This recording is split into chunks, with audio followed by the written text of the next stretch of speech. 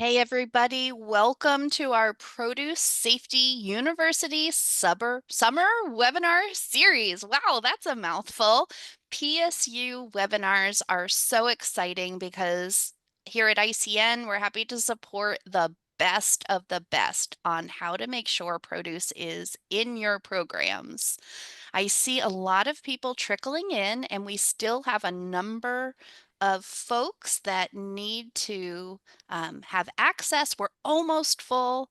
We have over 100 people joining us from around the country right now. So thank you so much. We know that summer's a busy time.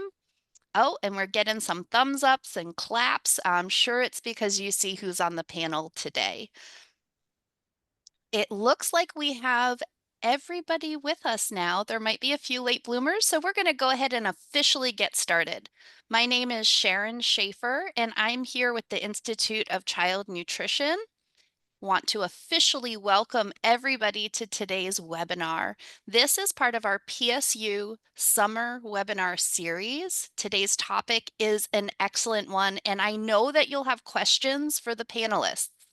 If I could draw everybody's attention to the bottom of their screen, you're looking for a Q&A. It's also like a little thought bubble with a question mark in it. You might need to activate your screen by moving around your mouse, and you can find that Q&A button. This is how you're going to ask the panelists during the presentation any questions that pop up. And please, please, please don't wait till the end of the presentation. Sometimes we have just the most amazing things to check in on. They come to mind when you're watching the presentation. At the end, we say, hey, everybody, does anybody have questions? And we draw a blank. It's human nature. So ask questions as we go along the way, and we have a wonderful team on the back end organizing those questions and getting as many as possible to fit into the Q&A part of this presentation. Last but not least, if you see a question that's already been asked and you're curious about that as well, you can power it up by giving a thumbs up. It would let us know that one person asked the question, but more than one is looking for that same information. So without any further interruption to the main event, I will pass the mic to Michaela from USDA. Have a great webinar, everyone. Thank you so much, Sharon. And good afternoon, everyone. My name is Michaela Dew Johnson, and I am a food safety specialist with the USDA Food Safety and Nutrition Division, Food Safety Branch. Additionally, I'm also one of the PSU trainers who educate school nutrition professionals about fresh produce, equipping them with the necessary tools to collaborate with farmers and distributors while ensuring that they have the knowledge to safely support and serve nutritious produce to America's school children. So with that short introduction, I welcome everyone to the second session of our three-part Produce Safety Summer Webinar Series. I also hope to see you all tomorrow for the final part of this summer series titled Spec It, Check It, Oh No, Recall It. But before we dive in, I would like to give you all a brief overview of the extensive work conducted at FNS, which make these educational opportunities possible.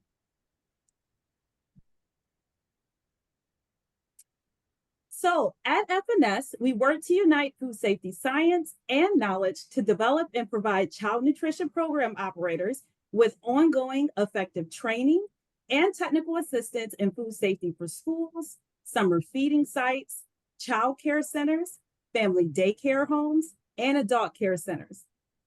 In addition to providing food safety education, we also provide food safety support and expertise across FNS programs while supporting USDA foods.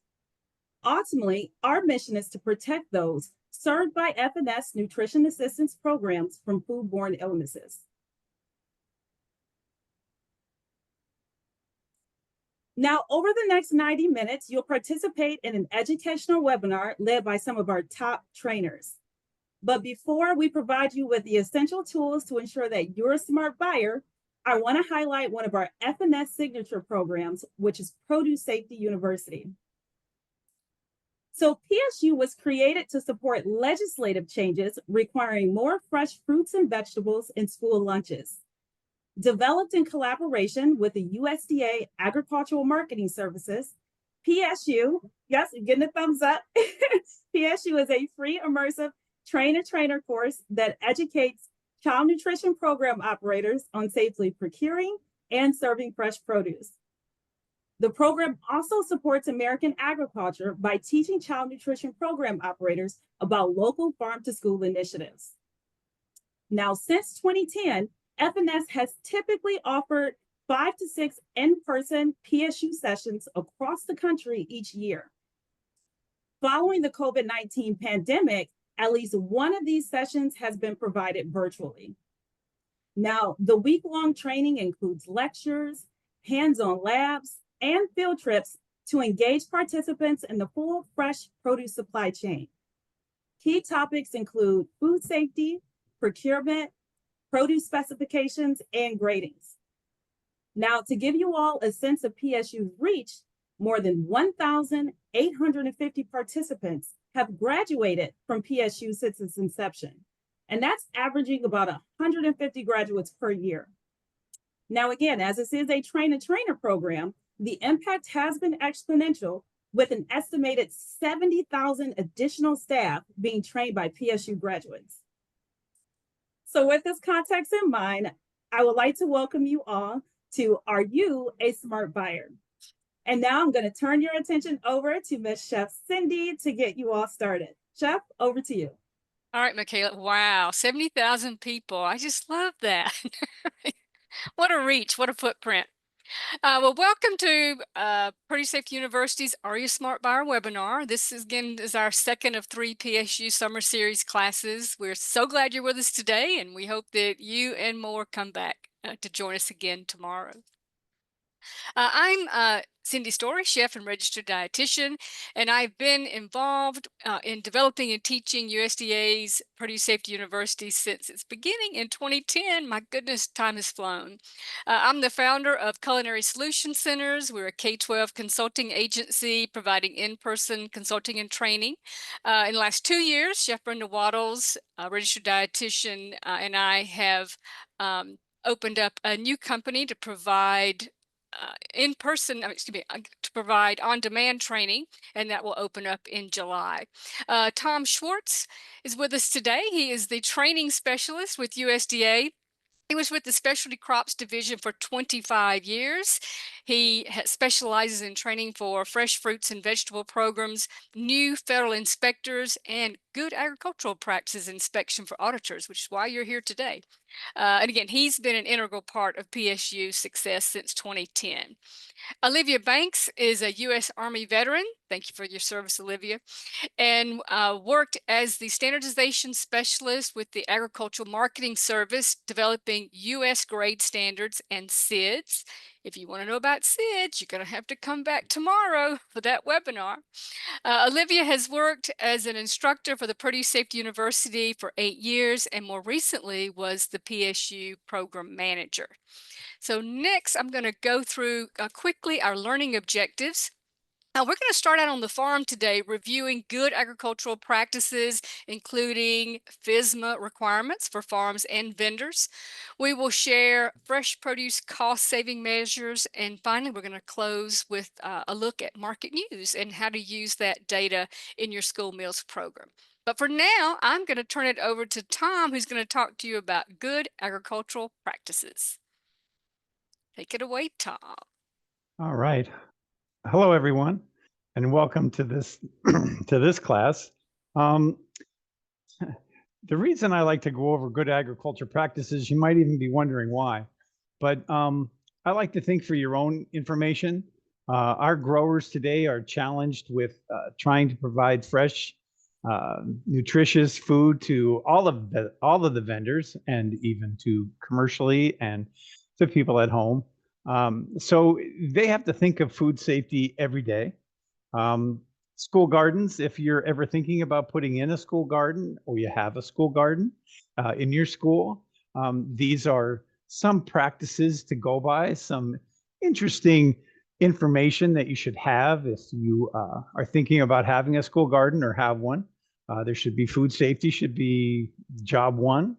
And of course, if you are deciding to buy local, maybe things to look for if you were going to buy some apples from a grower down the street, or anything. So let's get started. These are good agricultural practices that we're going over. We call them GAPs. You can find a lot of information online about good agriculture practices, or GAPs or GIP. AMS Specialty Crop Programs offers a variety of auditing services. And what we talk about when it comes to auditing is, I'm sure you have auditors come in for food safety.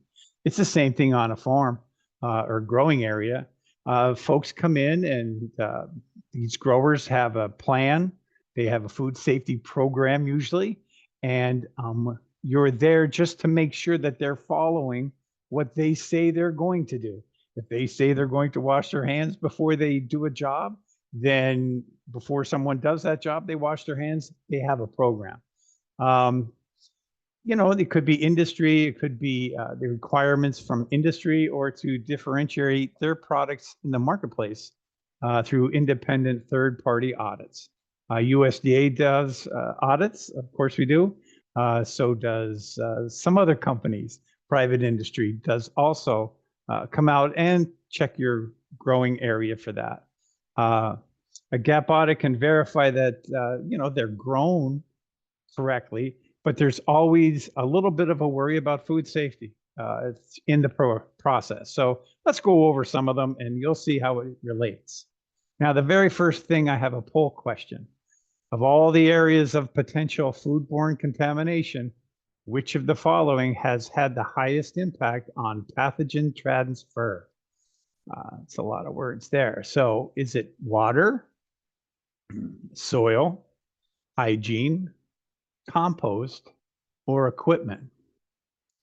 You can just make a selection there on which one you think is the area of potential food contamination which has the largest impact. Go ahead, select one of the choices, and we will see how this poll turns out. I want to see my customers, my people that are out there, that whether they have a pretty good knowledge of what's going on out there in the marketplace when it comes to food safety. Okay, and here's our poll. Let's see. Hygiene. Yes, you are correct. Water is always up there because, and we'll get into all the other reasons, but hygiene has the largest impact when it comes to pathogen transfer. I know it might have been a little tricky question, but hygiene was the correct answer this time. Let's see. Next question. What are the top reasons a food might be recalled? Number one, it could be defective, adulterated, allergen and or contaminated. Number two, misbranded, could be underweight or undersized. Number three, mislabeled. It could be immature or overmature. So what do you think are the top reasons a food might be recalled? Make a selection, see which one you think of these three has a top reason for food recalls. Let's see, defective, misbranded. Okay, everybody pretty much knows it's the number one, defective, adulterated, allergen, and or contaminated. That's true. In the food safety code, they put the word adulterated when they came out with the food code, FSMA. And that means actually when they included that word, the FDA can come in and shut a place down if they know that the foodborne illness came from that area. Yeah, they can come right in. There's no question about that anymore. All right, good job, great job. Next, let's see. Next poll question. What is the most common cause of food recalls? Listeria, number one. Number two, salmonella. Number three, food packaging. Or four, the presence of undeclared allergens. Make a choice. Listeria, number one, salmonella, food packaging, presence of undeclared allergens. Now, it might take a minute. We haven't had, I don't want to say this many folks online before, but it does take a minute or two for the poll to work or to register everything that you have. So take your best shot, whatever you think. Ooh, salmonella. You know what? You're probably thinking about eggs right now, but and you're right. Right now, salmonella is big with eggs. Listeria, of course, is horrible. Grows in cold conditions. Packaging, a lot of that has to do with like pieces of foreign material in the product. But the actual answer is presence of undeclared allergens. It happens all the time. Just about every day I see something being recalled because it was controlled under with peanuts or something like that. And this is a poll from back in 2019, but you can see there undeclared allergens is almost double all the remaining ones. So it happens all the time. They find milk. I mean, there's a lot of things now that they're calling an allergen, and it could be milk, it could be anything, peanuts, of course. But there's quite a few different allergens out there now. Even in warehouses now, they have to keep them separated or in separate rooms, if you will, or in separate coolers. So yeah, it's allergens. So let's move on now. Let's find out what the heck is going on. All right, FSMA, Food Safety Modernization Act, started in 2011, I believe. Then President Obama signed that law. And you can see, I don't know how many years that is, but it's been a long time that that's been signed into a law. And they're still, I don't want to say fighting about it, but they're still going back and forth because there's just so many different ways people grow, harvest. It's almost specific to an actual farm, what water they use. There's just so many different, and everybody wanted to be included and to make sure that they could, I don't want to say could make sure that they could pass an audit, but they might do something a little bit different than the next farm. And they try to put all those things into practice. From recalls, outbreaks are linked to produce will be discussed. That's what we're going to talk about. There will be some farms who are exempt. There's a lot of farms that are exempt, whether it's financially because they don't exceed a certain number when it comes to sales. And there are some that grow only products that aren't covered under the FSMA thing. And I'll get into all of that, which ones are and which ones aren't.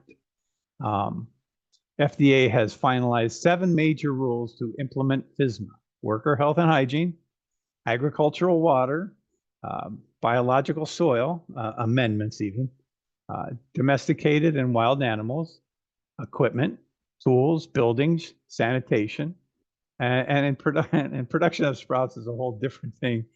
That's its own different animal. If you grow, pack, process, or sell fresh produce, this regulation may apply. But like I said, there are some exemptions. So if you want to sell produce, most of it in the United States, you have to follow a FSMA food safety rule. And that's what this whole thing started back in 2011, and they're still fine tuning it. They say the devil is in the details. So let's get into the details. So what the heck are our problems? Oh, okay. So now you can see what our problems are. It's very basic. We have to harvest our produce and what we harvest it with, whether it's a knife. We use our hands to pick and harvest a lot of the fresh produce anymore. Just for an example, blueberries. Blueberries for table stock, that means sold to commercial establishments. They're all hand-picked. Big blueberry hand-picked because there's a lot of blueberries and they want to pick the bluest ones, so they pick them and leave the other ones ripen, and then they turn blue. They come back through and ripen up, and then they pick them. And so our hands are involved and things like that. So, but at the end of the year, what they do is they come in through with a machine that harvests all the blueberries that are on those bushes, and they actually send them to Michigan. And then they process them. Let's say process. That means they go through a wash. The stems and leaves are all discarded. And most generally, they are frozen, individually quick frozen, IQF. And that's the ones that bakeries get for blueberry muffins and all kinds of blueberry bagels, things like that. Anything with blueberries in it, usually comes from frozen stock, but that comes through process. The table stock is all hand harvested. So that's our biggest problem. We can see our problems here. We have soil, we have equipment, and of course we have our hands, but we also have shoes. One of the biggest transfers we found with bananas, because there's a virus now that's killing our banana trees and stuff like that throughout the world. And they found just from walking from one field to another plant, different place in the growing area, they can transfer the spores of that. So that's what everybody is watching now, is how it is transferred. Now, this picture is Yuma, Arizona. This was right after the 2006 outbreak for E. coli when it came to spinach. That's how long ago. This is 2007. I'm 99% sure. But you can see how, like, this is in the desert in Arizona. They are trimming romaine. Now, they're probably trimming romaine hearts, because that's why that whole, all you can see are those loose leaves down below.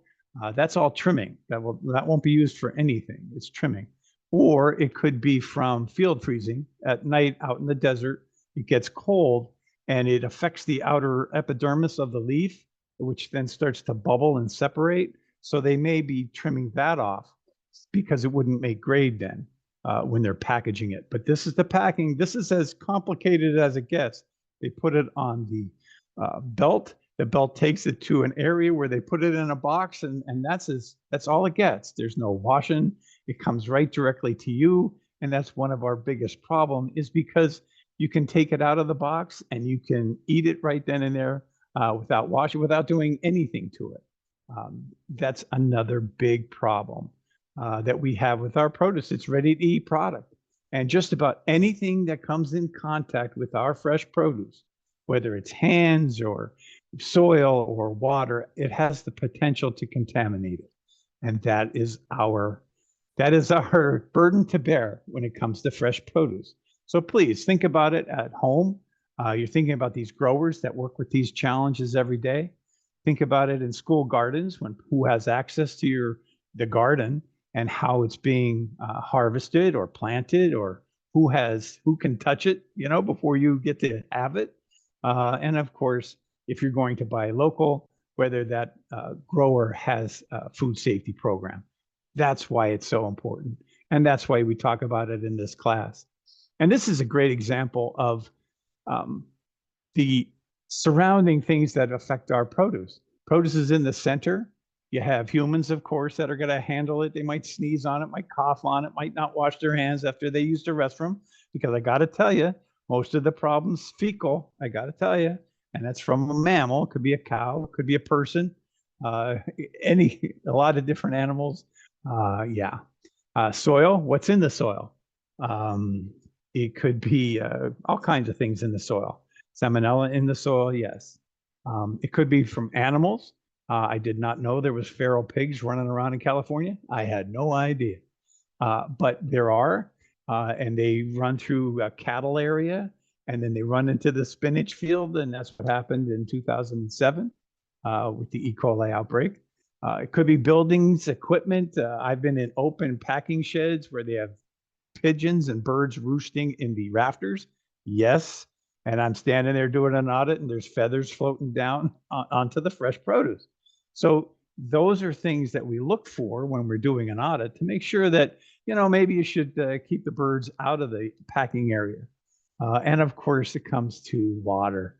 Water plays a huge role. And I got to tell you, since 2011, it has been water, the quality of the water, that has been the hardest work when it comes to packing produce, because I'm going to show you in a second why water is so important. Again, with facilities, or whether it's transportation into the packing area, or from the packing area to commercial products, production practices, how it's harvested, product handling, of course, but it's all centered around hygiene. And surrounding all of that is traceability. You have to be able to show where your product went to, and you have to show where it came from, in case there is a recall, that you can get that product out of the public reach. They want it destroyed anymore. They want it out of circulation, to tell you the truth. So that is traceability, and I'll get into that in a second. But if you can notice, hygiene is in the center of that. Why? It goes right back to that first question of what has the most influence, and that's it. That's why it's there. Traceability, of course, you've got one step forward and you've got one step back. Again, like I said, well, how do they do that? Well, they put barcodes on just about everything anymore. Sequential numbering when it comes to positive lot ID, that's on the right-hand side there.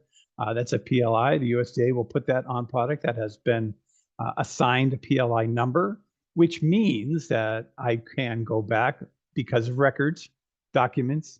I know who worked that day. I know what their names are. I know what they packed that day. I know what field it came from. All of those things are represented by that number that's on that lot. So that if there's ever a recall, I know we packed 1,000 cartons on that day. So we're going to try to get back all those 1,000 cartons that we sent out. We don't want them back. They used to do that a long time ago. Sorry, they don't. But anymore, they actually know who they sent it to, and then they know who they sent it to. So they ask that you just throw that product out. You get it together and you throw it out, and you try to document that how many of the 1,000 that were packed, how many were discarded, how many you tracked. And that's a part of auditing anymore. It's a huge part. But anyway, that's how they do it. Now we're going to talk about water for a second, actually for a few seconds. It's one of the biggest purveyors of problems when it comes to contamination. Let's face it. Romaine, they found salmonella in the canal waters that were used for irrigation. We were at PSU when we used to do field trips. We were at a farm, and the groundwater, they had canals on both sides of the growing areas, and they were it was full of water, and they didn't have to actually irrigate because the roots of the groundwater was so high that it was right below surface level. And so the water and the level in the canals kind of was underneath the fields. And so when they planted, the roots found that water, and it's a great thing how that worked, where they didn't have a lot of sprinkler heads and stuff. But so the probability of contamination with water, let's see, a lower risk would be a public source. In other words, your hose or whatever is hooked up to the school plumbing, and you get the water from the municipality, which is treated and is safe for people even to drink out of. So that's very lower risk. Groundwater would be well water, comes from a well. And they're usually protected, these wells, from surroundings, and is tested.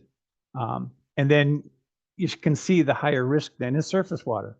It's open to the environment. It could be a creek, it could be a river, it could be a canal, and they pump that water into the fields for irrigation. Things need water to grow. So you can see that's a higher risk. So that's why all that water is tested and then there's records of that to see how it did. And why then afterwards, now it's harvested. Now we want to get the heat that's in that product because it was out in the field. They want to get the heat out of that product because now we're going to pack it. These are green beans. They're going through a cold wash. They'll be soaked in that water, which will take the heat out of the product so that it will last longer when you finally receive it. That's the secret as to like spinach. It's washed and it's dried, but it's not over dried. Think of the challenge that companies have to wash their product and dry it so that it doesn't dry out, but dry it off enough so that there's not a lot of moisture in the product, because moisture is bad when it comes to produce. I always think about your lawnmower, that after you cut the grass and it was wet, and then you forget to take the grass out of the mower, and it clumps all up and it gets all hot. Sometimes it gets moldy. Well, that's exactly what all of these greens will do, whether it's greens like spinach or collards or anything like that. You don't want them to go into the container hot because it will just break down really quickly. So they wash it to get sand off of it. A lot of times sand.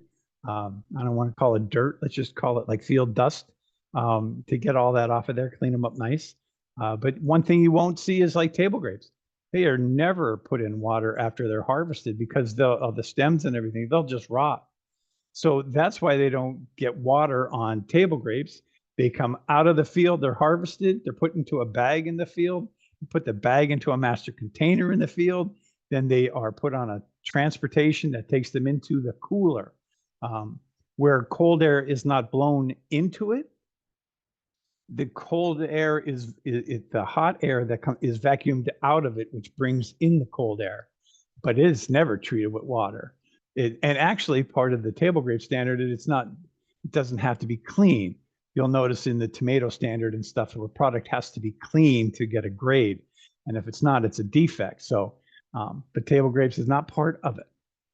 All right, so that's water, and of course, if you notice, you can take a little bit of a problem somewhere, and now you're going to affect 1,000 pounds of it or 12,000 pounds of it, however much they're running that day, because now the water is contaminated.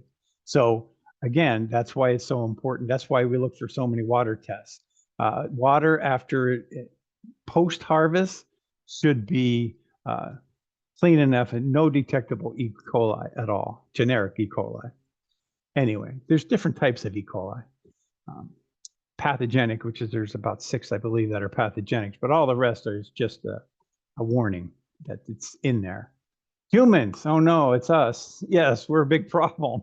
But we are training everyone. When we first started this, there was such a pushback on people wanting us to wash their hands. How are they going to wash their hands out in the middle of the field?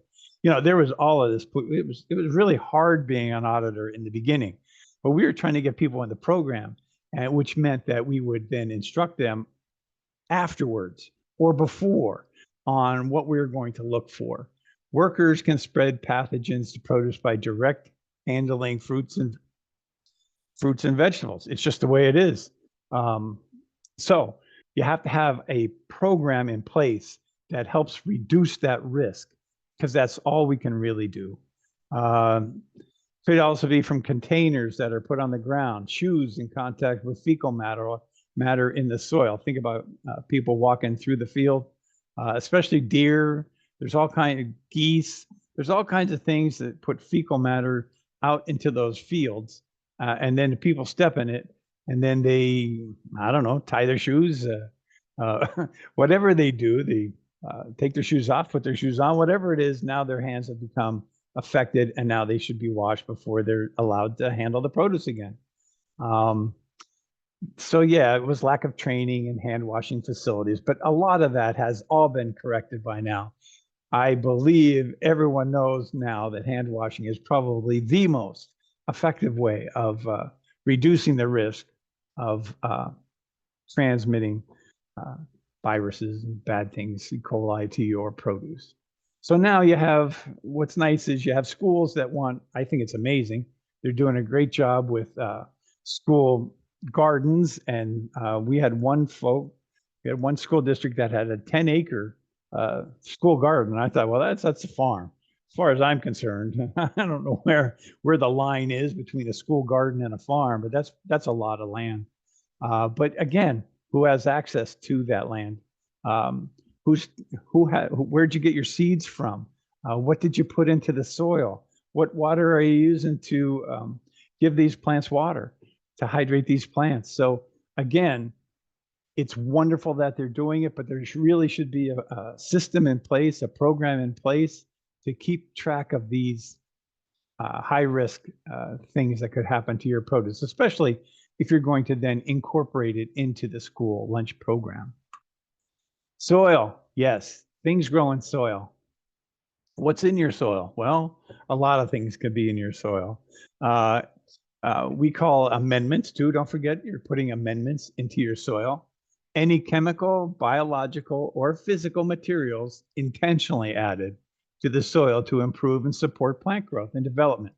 We all know about plant husbandry and how to rotate crops, because one crop will take nitrogen out of the soil, one crop will put nitrogen back in.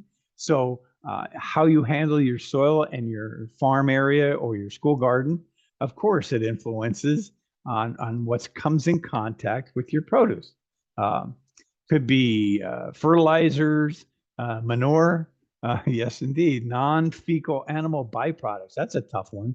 But if you think about bone meal, chicken litter, there's all kinds of things that they can add to soil that will help the next year's crop grow. Peat moss, perlite, vegetable waste, sewage sludge, and biosolids. I haven't seen that added too much to fruits and vegetables so much. I've seen it used for like tree farms and stuff, like people that have trees and stuff like that. They use that. Table waste and tea, agricultural tea. That's interesting what that's made out of. So anyway, and yard trimmings, of course, but anything that can incorporate nutrients back into the soil, because what we grow, what we plant and what we grow takes that out of the soil. So you want your soil as healthy as can be, but you can see now how that could influence the food safety when it comes to it. So you sort of have to do a risk assessment, especially when raw manure or biosolids are appropriate to use. There's commodity-specific guidance, of course, but if you're going to incorporate raw manure, there's a few things you have to take into. You have to put it in or on the soil 2 weeks prior to planting. Why? Because a lot of those pathogens are killed by sun and water and being exposed actually to air and everything. So that's good. Give it 2 weeks for that to happen. But then you can't harvest things out of those fields for 120 to 90 days prior to harvest. So the thing like I would have to consider is if you said, oh yeah, I used the raw manure, but I just have beans in that field. Well, see, that's a problem for me because beans mature in 60 days. So it doesn't meet either of those 2 day requirements. So you see how this all goes hand in hand. So 2 weeks prior, you can put raw manure, but you just can't harvest that product. Depends on what it is. And of course, there's a lot of different products out there, whether it comes to pumpkins or just see how many different things you could use. Or if you're doing lettuces, which grow rather quickly, or beans at 60 days. So there's products that are covered or whether they come in contact with the soil products. Think about that, like apples don't come in contact with the soil. Shouldn't anyway. The final rule actually requires that untreated biological soil amendments of animal origin, like raw manure, must be applied in a manner that does not contact the covered produce during application and minimizes the potential for contact with covered produce after application. Again, you can use it. Boy, this one here was tough to get through to growers because in our area, northeastern United States, most growers had dairy farms and they ran the manure spreader a couple times a year. And you just have to be aware of these specifications if you're going to do it. Nowhere does it say you can't use it. You just have to know how to use it correctly. Animals, of course, animals too. Domestic and wild animals that incur into the fields fecal matter. Let's just face facts. And deer, in my opinion, are like mythical creatures. You can be harvesting right next to, and the next thing you look up, there's a deer standing there eating the cabbage. That's right, like 2 rows over. So I don't know how they got there. I didn't hear anything, but all of a sudden there's a deer standing there. So they can contaminate the product too with fecal matter, and they eat it too a lot of times while they're out there. So that's the problem. And then you have people that are working in the fields and they're stepping in the fecal matter, and then who knows where it goes to from then. But again, it was hard in the beginning with auditing because every time we went to audit the fields, because you have to do that, they'd take the family dog with it. And I'd be like, dude, I'm standing right here. And they're taking domestic animals out into the fields also. So it took a little bit of getting people realizing what they were actually doing. Buildings, equipment, and tools, let's face it. Again, anything that comes in contact with our fresh produce has the potential to contaminate it. Now, I like this picture, but the first picture I used a long time ago, there was a clipboard laying on top of the apples. I don't like the clipboard on top of the apples. And I pointed that out as an auditor because I don't know where that clipboard has been, where it was, and now it's laying on top of my apples, right? So again, the bins, these person's hands, All these things you have to consider. And you'll be an auditor at the end of this presentation. I'm telling you, you'll know how to spot things that might be impact food safety, the containers that they're put in, the packing areas that open and close. I talked about the birds and the cat. Oh yeah, they had cats walking around in there too. So again, and that was a different farm. So again, think about it as anything that comes in contact can contaminate your produce. Distributors. Well, this used to be part of the GAP program at one time. There was a section for it in the handbook, but now they took that out because it's so specific to storing produce, where it's stored at, who has access to it, how it's handled when it's being packed, sometimes repacked. Most of the tomatoes that you guys get into your building have been repacked, which means they've been dumped out of the container. They've been gone through. In other words, they might take out the green ones, or they might take out the ones that are bad.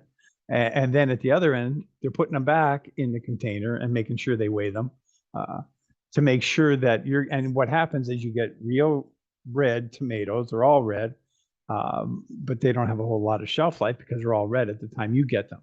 But they're handled. So they're put on conveyor belts, all that kind of stuff. So there's many people handling that product before it goes into the container at the other end after they've been sorted. And so again, it's why you always have to think about where your produce comes from. Distributors, though, has been taken out of the GAP, and now it lives all by itself. So you can go out and just do an audit of a distributor, which is done all the time now, including cooperatives and food hubs. They all have to adhere to FSMA rules. Again, they have to know where their produce that they bought came from, and they have to know where it went to. They have to follow current good manufacturing practices. They have to worry about food traceability, food defense, that who has access to the produce. That's what food defense is. It's trying to prevent intentional contamination of our produce, our food sources. And of course, make sure the sanitary transportation. You as an auditor, what do you think? Is this sanitary transportation? Well, I don't know. When was the last time this truck bed cleaned? Who cleaned it? What'd you clean it with, if you ever cleaned it? So again, those are the questions to ask, and the answers that they give you are the ones would be whether you think that they have a food safety program or not. Doesn't look it to me, but boy, I'll tell you what, you could ask these questions and you never know the answer that you're going to get. And of course, if you want to buy, there is certification. You can be a GAP certified grower. All you have to do is call for an audit, and they'll come out and they will watch you do what you do, and they'll certify you or not certify you. Now, things that schools that should think about is must I buy from a GAP certified producer? The answer is no. There is no federal requirement that child nutrition operations purchase from GAP certified producers. There is no federal requirement. Many growers use GAP practices, but have not obtained certification, and that's very true. So they grow them under GAP practices, they just haven't been certified. And you can conduct an informal audit, and I'm going to give some paperwork to show you how to do that, to make sure that you are comfortable with the producer's food safety or good agriculture practices and plans. Again, if you're going to buy from a local grower, I want you to be able to do that, but there are things that you should check. Again, the produce rule applies to covered farms, doing covered activities on covered produce. Each of these terms has a specific definition in the produce rule. Therefore, if what you are doing on your farm does not fit these terms, then you are likely exempt from the rule. A covered farm, well, anyway, there's a financial number that if you don't exceed it, you don't need an audit. And of course, there's also the covered activities, growing and harvesting of certain commodities that don't need to have an audit because they are not eaten raw. I think of asparagus, You might think of potatoes. I eat raw potatoes, but not like every day. But when I'm doing an inspection, I have a tendency to eat raw potatoes, sweet potatoes.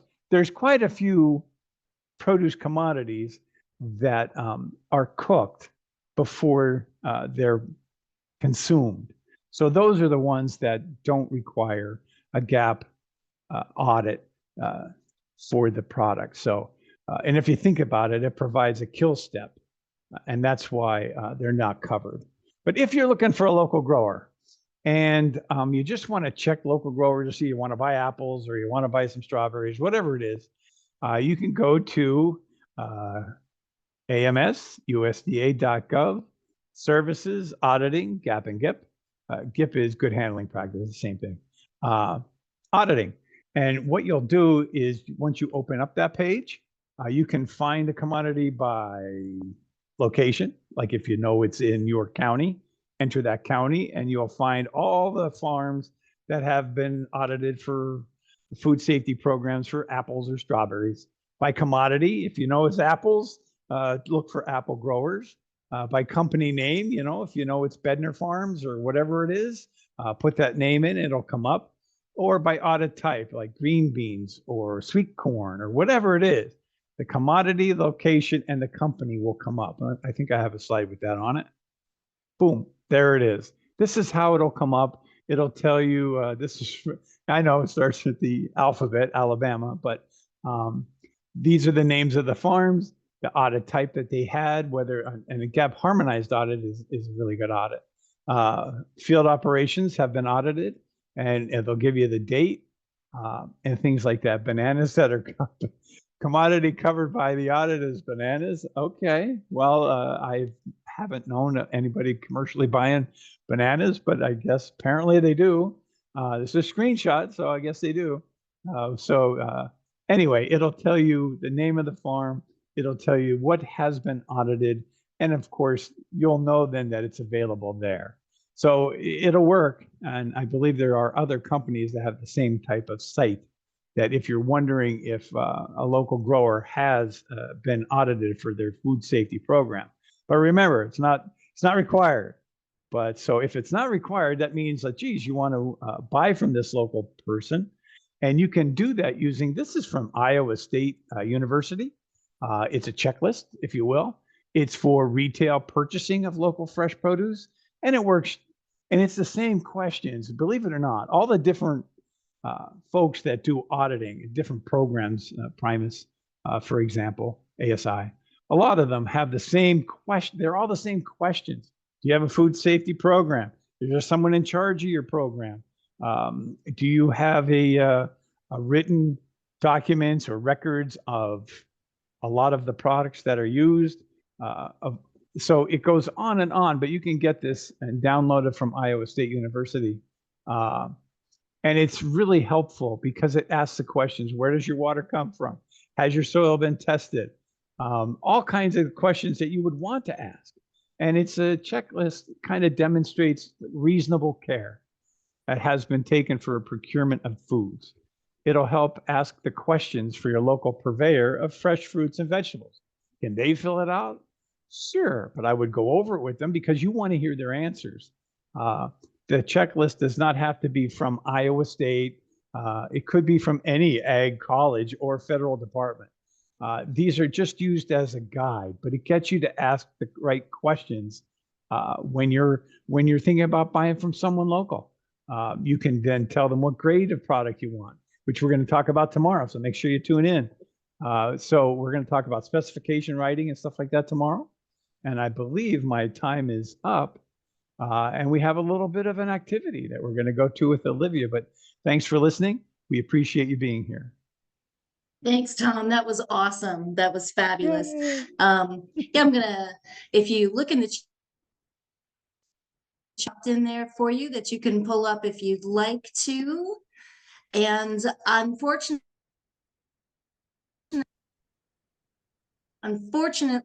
it looks like I have gotten my Zoom looks like it's about to close down. I'm not sure if you guys are able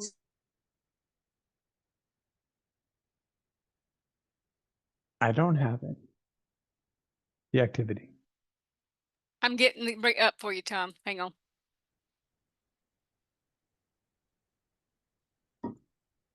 All right, let's do this activity. We got an activity. Yep, Sorry give me about just sorry about that, y'all. I was just like kicked off of Zoom just faster than anybody's business. Oh, So you're let me back. She's back. Okay. Zoomed you out of there. I came back. I was like, I can't leave my PSU people. No. So I'm going Yeah, to share that's how this it. That's how it activity. got its name. That's I how know. it got its name, Olivia. I was like, Zoomed no, you I out. can't. I'm going back. So in the chat, you will see that this activity sheet is dropped in. I'm going to read it really quickly if you'd like to read along with it. And then Tom and I are going to discuss it a little bit. And this is basically, you can pretend like this is you going out to this farm to do this audit, to bring produce into your school program, just to show you how I can do it. As a part of new purchasing requirements, your school district will only purchase from local farmers that have a food safety program. Sally Works With You has been asked to meet with local farmer Tom Mato to determine if they have a food safety program in place. The school is buying tomatoes from Tom for several years. Sally calls Tom and informs him of the new requirement, and they agree to meet for an AM tour the following morning. Prior to the visit, Sally asked Tom to complete a self-audit checklist, which she will review during the tour. Tomato Farms is owned and operated by Tom Mato Jr. It's a local family farm that grows tomatoes, sweet pepper, squash, and several other crops, which the family sells at the local farmers market. The farm is located just outside of a town and adjacent to several other small farms. When Sally arrives at the farm, Tom offers to take Sally in his truck to drive around the property so she can tour the fields and the packing operations. Sally gladly accepts his offer. It will give her a chance to discuss food safety practices. Excuse me. As they ride along, Sally notices the farmhouse where Tom and his family lives, several buildings for storing equipment and packing materials, and an open packing house with a small cold box. Okay. Tom explains that his family farm has been in operation for 50 years and that he's been managing it for the last 15. As they drive down the field, Sally notes people picking up tomatoes into plastic buckets and loading them into an open flatbed truck that will take them directly to the packing shed. They stop to observe for a while and to check the portable toilets. The restrooms are clean, have adequate supplies, and provide clean water. They watch for a while and return to the packing facilities to complete the tour. Sally notices that some fields are being irrigated, and Tom is quick to promote his fresh eggs for sale every weekend at the farmer's market. After they noticed there were chickens loose as they were pulling back in. Oh, look at those chickens running around. As they arrive back to the packing shed, their timing is perfect. The product has arrived in the field and is being packed into clean 25-pound cardboard cartons that are perfect for your school. The packing operation is low tech, but appears to be clean and orderly. Sally notices that some of the workers are cleaning tomatoes with a wet cloth. Tom explains that due to the rain last week, some of the tomatoes are a bit muddy and they're not set up with a wash tank for cleaning the tomatoes. He also explains that part of his food safety plan is to minimize risk by eliminating wash tanks, which could contribute to cross-contamination. Ooh, wiping those tomatoes. They sure are pretty though. Sally has to review some of the food safety policies and training records.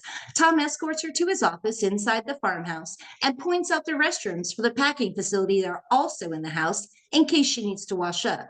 A review of the food safety plan, production logs, and records indicates practices are generally in good order. However, Sally noted that some of the training records were 2 years old and that as a visitor, she was not requested to follow the same visitor and hygiene practices as required in his plan. Tom explained that all family members and employees receive training upon hiring, and he made a one-time exception to the poly for Sally due to her awareness of food safety practices and knew that she did not pose a risk. Sally thanked Tom for the opportunity to visit his farm and tells him she will be contacting him shortly. So we have a little look of the records there, which is nice. And so, here's a couple observations that we made as we were going. There was a compost pile adjacent to a growing field.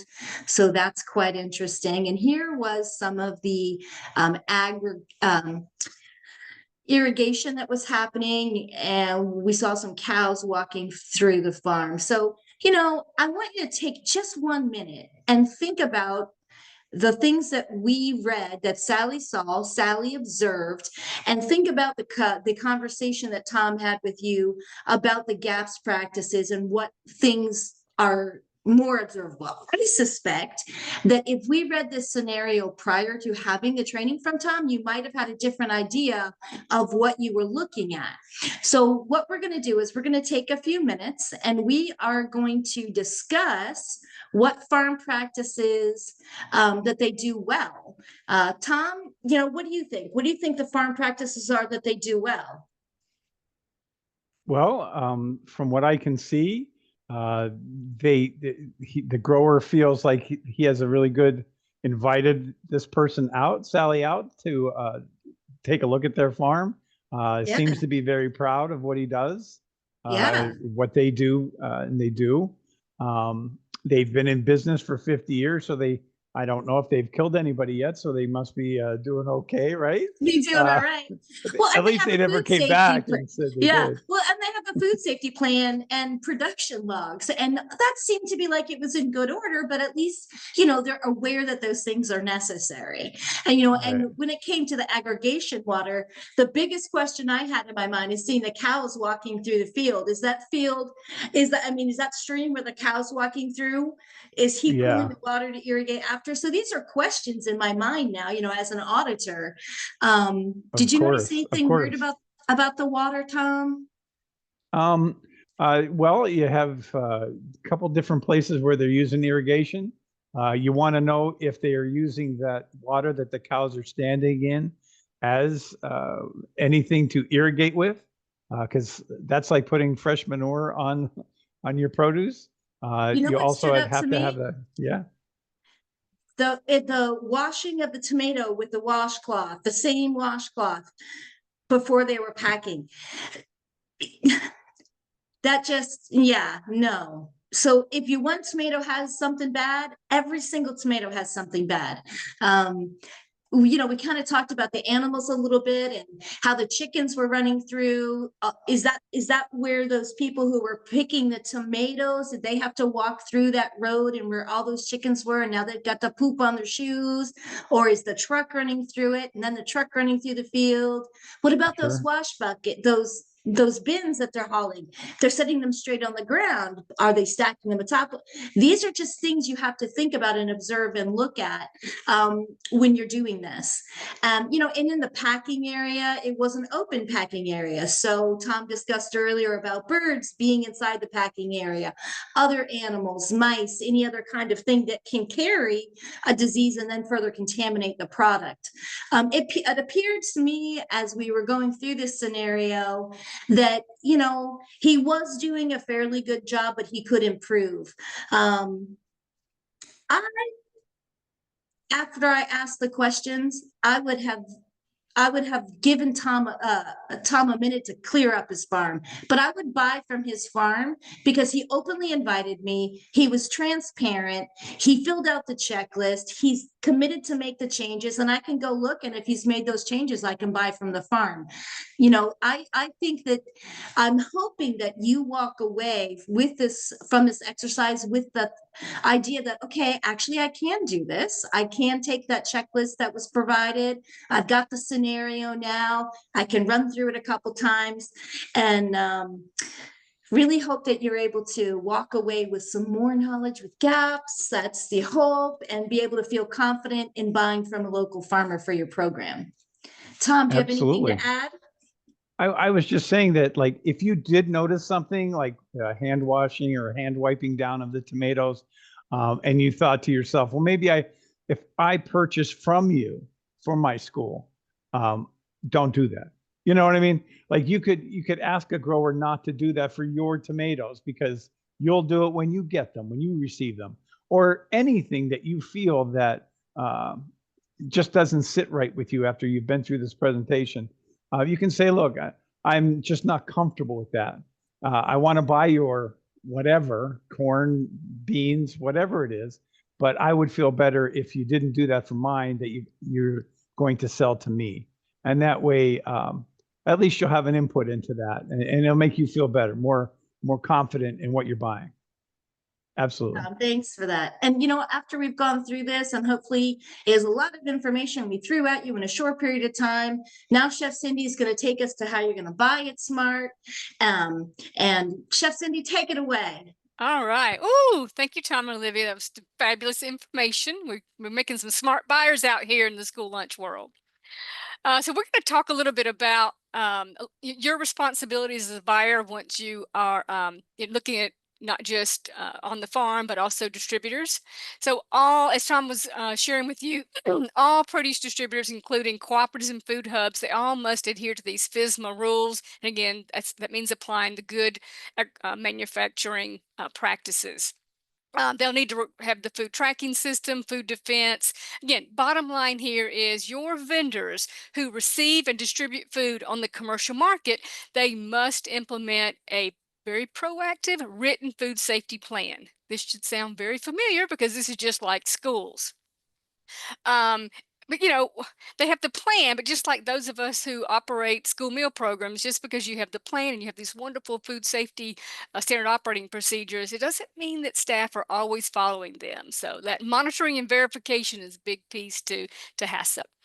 As part of the food safety plan, again, vendors have to do a hazard analysis. So they have to walk around their facilities looking for biological, chemical, or physical hazards. And again, writing processes to mitigate, to lower that risk. Again, this should sound very, very familiar to you with the good personal hygiene, cross-contact, allergen, sanitation. All of this should be very familiar to you. And of course, product recall.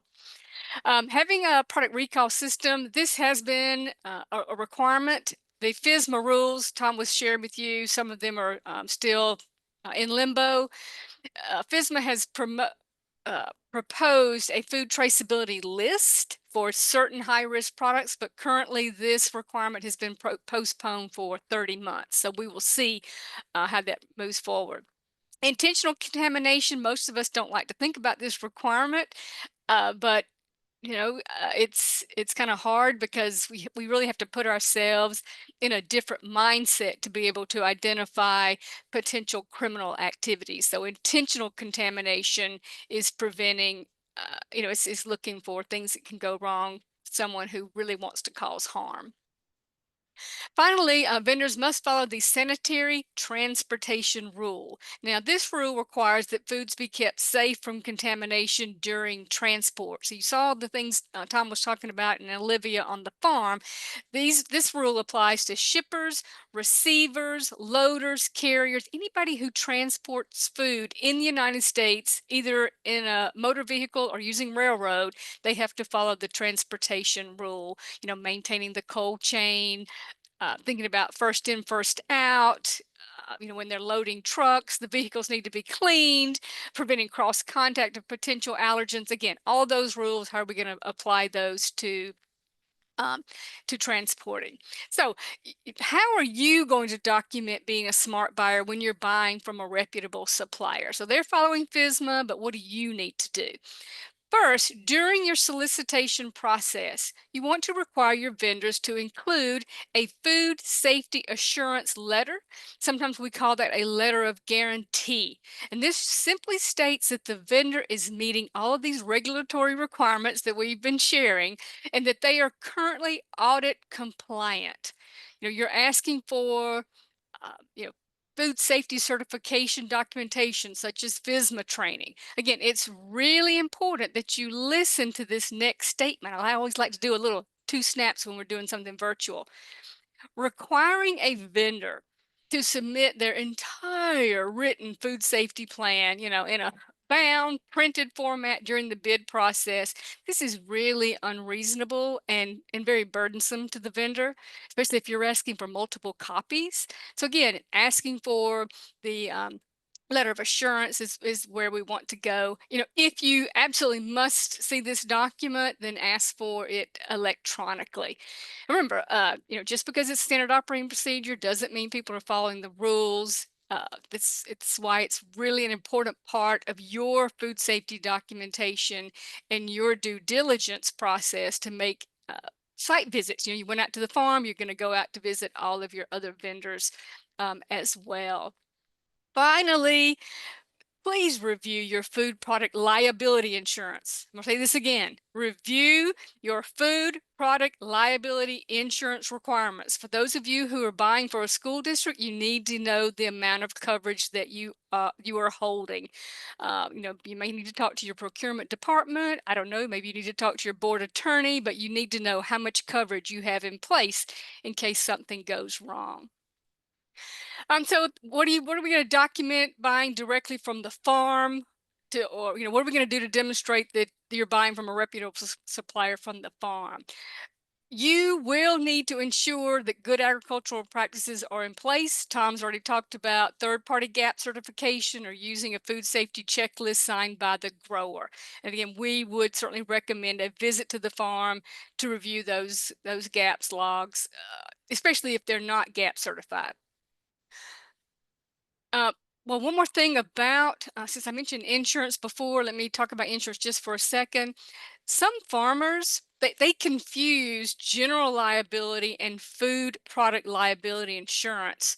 A farmer is going to need both. The general farm liability insurance is going to cover, workers, something happens on the farm, you're visiting and you sprain an ankle, that general liability insurance is going to cover you.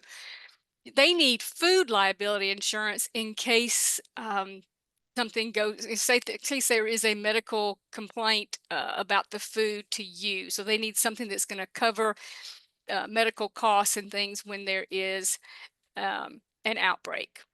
We hope that doesn't happen, but you still need both of those insurance packages. So you've done your due diligence as a buyer. We also want to be a smart saver as part of being a smart buyer, and we want to know how to maximize our product yield, which helps us control costs. So we have three suggestions for you to get the most out of your produce. One, we want you to inspect it during receiving, and in tomorrow's webinar, Olivia's going to go into more of that information. Two, use the right tool or right equipment. Even if it's something as simple, you see this photograph of me using a tomato scoop to take out the calyx of the strawberry. Again, it's going to make a difference in yield. And then three, there are certain recommended culinary techniques or cooking methods for each product, and these should be written into your standard recipes. Again, your standard recipe is going to include food safety, quality, and also that yield that we want to get out of the product. But how do we know what the average yield should be? Well, for starters, you have the food buying guide. So as an example, you see here on the slide, with romaine, a minimum of 65 or 65% of edible portion out of a whole head of romaine. So the whole head is 100%. After I've chopped it up, I should get around 65%. So that remaining 35% is what we expect, to lose in the root and some of the extra leaves. So remember, the food buying guide is just a guide. We do recommend you doing your own yield study so you get really accurate food yields. So I'm going to come off camera here, and I'm going to move over to my cutting board station, and I'm going to show you how we're going to go from as purchased to edible portion, and ICN is going to give you a handout, and Olivia and I are going to take you through this activity. But they're going to chit chat with you. Oop, went too far. They're going to chit chat with you just a little bit while I go off camera, but I will be back. All right. Hey, Liv. That was pretty. I like that. Can you hear me? I can hear you. Can you hear me? Oh, excellent. Yes, absolutely. Absolutely. I always think it's so amazing when Chef talks about the usable portion on how much they think that they're going to lose when it comes to this product. And I noticed like cucumbers, like 0.98. So that's very, very little waste when it comes to a cucumber. But it seemed like a lot of waste to me when it came to romaine. Or maybe they need to buy romaine hearts so they don't have to peel it so heavy, but the cost is a little bit higher. Yeah, I guess that's true too. But it just always amazed me on how much product that we waste, or not waste, but don't use. It's Basically, it just is waste. You said it exactly right, Tom. I mean, when I go and I buy those things, and I know people feel it in school nutrition too, which is why we talk about it extensively in receiving and storage in tomorrow's webinar. You know, getting it in the best quality means you're going to have more available to make your recipes in school nutrition. If you have to cut more away, you're just cutting away nickels, dimes, and quarters from the you're not budget. kidding. Real money. That's real money. Yeah, that is real big money too. And you know what? I know we're going to talk about it a little bit tomorrow, but we're going to talk about sweet peppers. But how many different types of peppers there are? Ones and twos and suntan peppers. And I know Chef's going to go over how to get that usable portion percentage when it comes to peppers. But there's just, even in the cost of the green peppers in a case, can vary so much between the different types. But I think Chef is almost ready. Yeah, She's ready. She's live. You got her All in the right. kitchen. All right. All all right, I'm right. ready to take notes, Chef. Olivia's going to be the note taker, and she's going to do some calculations for us. I think ICN has put the handout for you guys to use with your staff. I highly recommend doing this activity with your team, particularly your management team, so they can go and teach it forward. So I've got 2 bell peppers here. One, this is going to be my good condition pepper. I've done a really good job of receiving. I've opened the box. I've taken a look at the product. I should be able to get maximum yield out of this pepper. This pepper over here, I did not do a good job of receiving. The vendor has shipped me a product and some of it has damage to it. So this is a poor condition pepper. So the first thing we want to do is, if you look at your handout, you see question number 1 asks you, what is the as purchased weight of your of the pepper number 1, which is the good condition. So I'm going to place it on the scale. And Olivia, can you read that? Looks like 8.8. That's what it looks like to me. 8.8. 8.8. Okay, that's for our good condition pepper. I'll set it aside. Our poor condition pepper, question number 2. I think I can read that at 8.5. That's what I see too. 8.5 ounces. So I'm going to set these peppers aside. Now, here's my good condition pepper. It's already been washed. It's ready to go, ready for me to slice and dice. A little kitchen hack that we like to do with peppers is to remove the top, spin it around, and remove the bottom piece so that I can then stand it up and you can see the inside, and I see the inside of that pepper pod, and it's going to allow you to cut around the pepper and avoid that seed pod. And this seed pod was falling apart just a little bit. When it falls out like that, a lot of times that tells you it's a little bit of an older pepper. But still, I was able to maintain all of the waste and keep those seeds from getting all over my cutting board. You're gonna weigh it? All of this, I'm going to weigh it. All of this is now my edible portion. So I want to know, what does it weigh? So I'm going to put my container on the scale. I'm going to press the tare button to tare it back to 0. And I'm going to place all of my pepper in here. Let's see what our good condition pepper give it. 7.5, Olivia. All right, 7.5. 7.5, and I'm going to set this aside. I think I need to make some quesadillas tonight with all these peppers. Well, I'm coming over. Come on over. This is my poor condition pepper. I've got it on its side. I'm going to remove the top, spin it around, and remove the bottom. Again, I'm going to stand this up. It's got a little bit of a unusual shape to it. I can do a little radial cut to then get around the edges. But remember, this is my poor condition pepper. So I am not able to get all of it out. So I'm going to say that this piece here was damaged, and I'm going to remove that piece over here. This piece at the top actually really was damaged from this pepper, so I'm going to get rid of that. Not necessarily a food safety issue, but certainly is an issue for food quality. So that's my edible portion here. And place this container back on the scale, hit 0 to tare, and then let me put my poor condition up, and we've got 6.2, Olivia. All right, 6.2. I'm about to calculate that. Okay, So she's going to calculate our percent yield. So on your handout, if you look at question 5, you see calculate the yield using the following formula, which is edible portion. That's what we have. That's what we end up with, divided by as purchased, as you purchased it. So the smaller number divided by the larger number is going to give you the percent that we were able to get out of the pepper. All right, you ready, Chef? I'm ready. That good condition pepper that you made sure came in well when you received it, that's Uh-huh. 88%. 88. Yes. Oh, yes, guys, 88%. If you look at the recommended yield, according to the Food Buying Guide, on average, we are looking for 80%. But as soon as I saw that large pepper in the grocery store, I went, I bet you I can get a greater yield than 80 out of that. So larger fruits, like larger melons and things, you're going to get a greater yield. What about my poor condition pepper? Well, that poor condition pepper, that was a 72. Oh, 72. Okay, now the vendor made their money. Who lost money? They're pointing Yeah, at me. I did. I lost money. It's going to cost me more money to make those quesadillas tonight. All right, guys, go teach it forward. I'm going to get reset up. I'll join you in the classroom in just a moment. All right, we're All gonna right, Take it over, thanks, Chef. Olivia.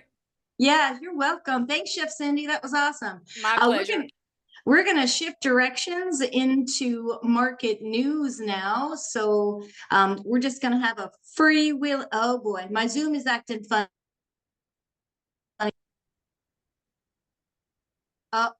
I might not be back.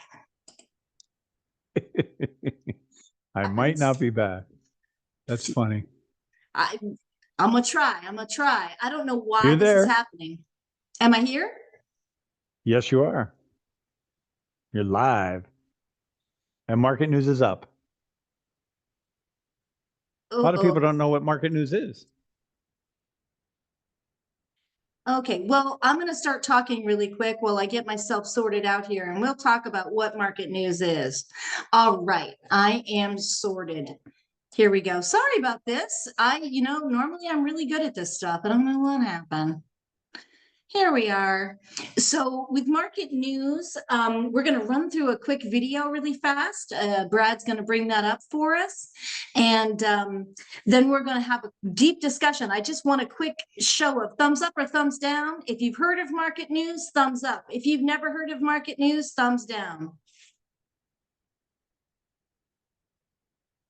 Okay, well, this is looking good. This is looking good. This is looking good. I'm seeing those thumbs up. I am a fan. Awesome. Wow, this is huge. What? Surprise laughing. All right, Brad, if you want to go ahead and play that video, we'll get a really deep introduction into what market news is.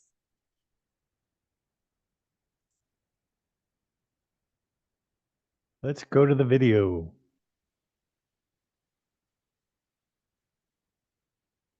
Go, Brad. Go, Brad. Talk to me, Dave. So, Can you guys not see the video? I'm sorry. no, All right, bear with me. I can see it, but it's not playing, sir. I love technology. Who else thinks that this is the best thing in the world? And hopefully we're keeping you entertained during the lapses All in right. technological efficiency that are happening. Just keeping it going. So I'm going to yak until the video starts. So with the market news, there's a few different levels of market coverage that you're going to get. You're going to get a shipping point, which is the point from which it is harvested and packed from the warehouse, and then they inspect it at the shipping point before it gets sent out. And then there's a wholesale or terminate markets. That's a wholesale or market inspection, and the tolerances on both of those are different. So there's two different inspections. And of course, then there's the retail coverage that market news covers. Are we ready, Brad? We are ready. Sorry about Let's that. make it happen. Sweet.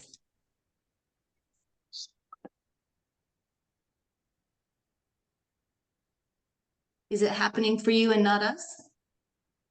There's no sound.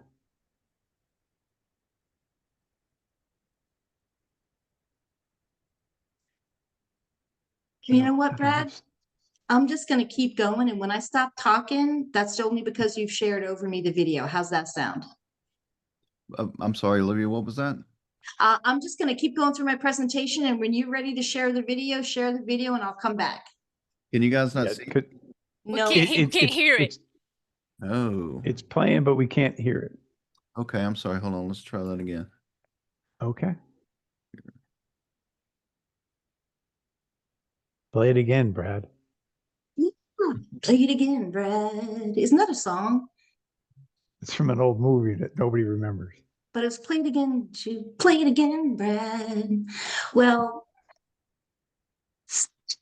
it is a very interesting video. One of our favorite people is on it, Holly. She's a market news reporter for years and years and years, and she's moved up in the market reporting. So she's no longer on the market, but she is highly involved with the market news reporting, developing the reports, ensuring everyone knows how to read and understand the reports. I'm going to share back so that I can just progress through my slides. So with market news, we talked about the shipping point retail, and there's market news reporters across the country and even in a few foreign locations just gathering this data. So you could find one closest to your school district that would be able to get you the good market news data that you're looking for. So this is where you can find the market news database. It's the USDA Agricultural Marketing Service webpage. And if you see right here, you could click on market news, and it is going to bring you to your about market news. So there has been an update to market news. So 2024-2025 updates, a specialty crops contact list, and it's really good if you use that list to be able to contact a market and reporter near you to get help. There's now specialty crops announcements, which are going to tell you whether there is a famine somewhere in the field, there's insect damage, flood, and all of those things. And the grade standards you are also going to be able to, in future updates, get some customized searches for grade standards and standard reports. And of course, as always, you can get a terminal market or a shipping point. Remember, terminal market is where your big Costco's and stuff are going to be. A shipping point is back in the field, like I discussed, where the origin of the product is before it crosses the road. So in the new 2025 updates, there's search data only available in the public facing portal. People who use this, farmers, Costco, Cisco's, US Foods, they use this to see how much they should be paying for produce. And so you should be able to use it to see how much you should be paying for produce on well. So if you log into the market news, and you are going to be able to see these different things. Search the market news database, search previous reports, market news API, which is slightly tricky, but it's getting better. And of course, that contact market news. So here's a clip of the search options. So when you're going in to search the markets, you can see we've got oranges from the Chicago Terminal Market. We're going to do this report year to find out what, so here we've got a beginning report date and an end report date. So we're going to pull this report to see what the produce cost from one point to another. So when we pull the report, you'll see this, we're going to get an entire little vast list of things and where are we going to select it from. And can show you across the country. This one specifically is in Cincinnati, Chicago, Illinois. And so what is this, the oranges for in Cincinnati going to look like? So you're going to put in I feel like we're going back again. Now we're looking for cucumbers. I'm so sorry. I was looking for results. This is just showing you how to do the market news. You see, I have to beg your forgiveness because it's so new that it is changed so significantly. You guys are going to have no problem if you've never searched a market news report before, because you're going to step right into this new platform. So it's just showing you different ways to search it, the market news report. So this is searching by market type. So if you look at the example in the slide, you're searching the terminal market from October 7th to December 13th, 2024. The commodity is cucumbers on the Detroit market. You can refine your search to select organic or no organic or both. You can select your package type, and if there's no option, and other options such as variety, grade, size, and origin. So when you enter into My Market News and Mars, those are the data fields that are going to be the most important. And of course, the report you get is going to come back looking like this. And you can see the high price and the low price for over that average period. If you're interested in more information around using API, I'm definitely going to suggest you work with someone in technology services, or if you have someone on your team who's tech savvy, they may enjoy the option. So taking a look at the data for the search, there were many more rows of reports found in many other dates. So I'm just giving you a snapshot so you can see the market location, packaging size, and all the way to the right, you can see how low and high the price of cucumber was for that October 7th date. As I said earlier from the homepage, you can also select to search previous reports. This is useful if you're looking for backdated terminal market or shipping point reports for fruits, or the same report for vegetables. Notice the slug ID and the slug name. This is an old term from the AMS system, and unless you work for AMS, it's doubtful you're not going to know this information. So simply select the market types on the far right, or if you start typing under report title, the report will pop up automatically. Something new is the farm to school report. Currently, it's only available in Iowa and Nebraska, but it is coming to your region soon. And I think it's awesome that they're going to have a farm to school report. How amazing is that? And so here's what this looks like. This is the report for Iowa as an example. The report does not include the products, but this clip only shows apples. So Iowa may not be known as a large apple producer, but clearly they are grown and sold to schools, which is awesome, being able to look at it like this. And this, Market News provides an application programming interface, that ABI thing, with some simple coding, a little bit of programming, and some know-how. Users are able to tell their software to automatically pull the raw data from Market News through the API. While Market News provides a quick method to download data on the homepage, the API allows users to download large amounts of data with a few clicks. Keep the report on your desktop updated. I was given a preview of this system, and I can tell you it's absolutely worthy. It's so much better than the old system used to be. And wow, have we covered a lot in this webinar today? So we're going to pause for a few minutes for final questions and go to a speaker highlight. I really appreciate all of you coming today. This was amazing and great. Yay, we like hand claps. We like hearts. Yay, give us all the hand claps and hearts, because we're going to give them right back to you. School nutrition heroes. So you guys are amazing. Thank you so much for those presentations that you all provided. Thank you for pivoting and adjusting.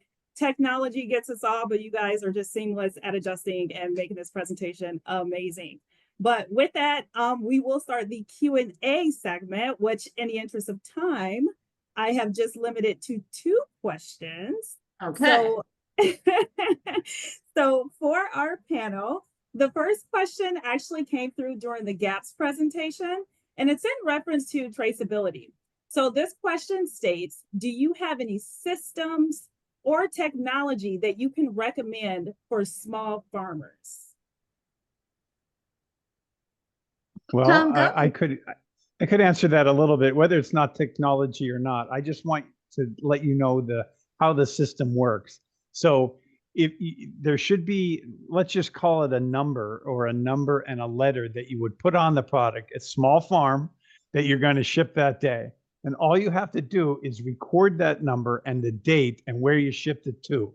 So like 1 and A, 20 cases went to this place. 1 and B, 20 cases went to this place. It's not, what do I want to say? I don't want to say it's not complicated, but that's all the requirement is that you know where you sent it to. You see what I mean? That's your burden. That's your requirement to pass an audit, you know, even if you don't have to have an audit, but even for your own knowledge. So that's all it has to be, is a ledger that just tells you where you sent it and on what date. That's all the requirement is. So Yeah. especially if it's a small farm, I think you could handle writing that down. Even, you know, it's funny. You can write it on a calendar. On today's date, you would say, I'm not kidding you, 1A 50 cases to this school or something like that. That's all the requirement is that you have documented. And if there was ever a problem, you could get that product out of the system. That's what it's mostly for. So if they ever find a problem, you can say, oh yeah, I sent 20 cases to here and 20 cases to there, so that they can get it out of the system, especially for small farms. Like they don't need advanced technology to do this, to take care of that. You need a sticker. Thank you. That's great information. Thank you, Tom. And one more quick question again to the panelists. So a question came through, and this was during the GAPS activity. And that is, what are the safety risks regarding porta potties being on the farm? Can you all give any insight that buyers should be looking for if they do see this on the farm? Things they should be avoiding, staying away from, concerned with? Absolutely. I am going to blast through this answer so fast, and I'll have to ask your forgiveness because we are like at the limit of time. But here we go, really quick. The porta potties should be within a certain specified distance of where the workers are. They're required to move them to where the workers are so the workers can access them quickly and don't decide to pee in the field. Next, they need to have potable water to be able to wash their hands with, soap and paper towels. And of course, it needs to be clean. Typically, you'll see them where they can hook them up to a back of trailer, take them back, do a flush wash overnight, clean them. So they should be clean, water, paper towels, and soap, and within a short distance to where the current harvesting is taking place. Okay, boom. Sorry about that. Beautiful. Thank you, Olivia. All right. And I know we are over time, but I just want to share some additional resources with you all. Just make sure. Can you all see my screen? Yes.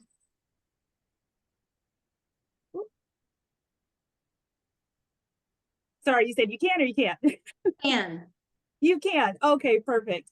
All right, so I know you all have received a ton of produce safety information today, but with that, I do encourage you all to visit our USDA FNS webpage, where we have resources. There's going to be fact sheets. We have training videos on various topics, anything to help you on your salad bar, produce specifications, so much information. So I encourage you to definitely visit our website if you want additional information. But with that, let me see if I can. Now technology is plaguing me. Last but not least, we do just want to extend our gratitude to the Institute of Child Nutrition for hosting us today. In addition to our webpage, I encourage you to check out the ICN's webpage, where you'll find a wealth of food safety education and resources. Also, if you missed the first webinar, you will be able to find the webinar from June 3rd. Also, this webinar will be available within 24 hours on the ICN's iLearn portal. So that's on their webpage, which is on the slide. Additionally, for updates and announcements, I recommend you follow them on social media, which you'll see their handles listed on this slide. And then last but not least, again, I encourage you to stay connected with USDA FNS. So definitely visit our platforms as well. You'll see our handles on the slide. And with that, I just really thank you all for your enthusiasm today. I thank you all for your engagement in this session, and I trust that you gained some valuable insight to ensure that you are a smart buyer. Hopefully we see you all tomorrow, but with that, I hope you all have a fantastic and productive remainder of your week. Thank you. Hi, everybody. Thank you. See you tomorrow. Thanks, everybody. See you Thanks, tomorrow. everyone. We're going to write See some you tomorrow. specifications.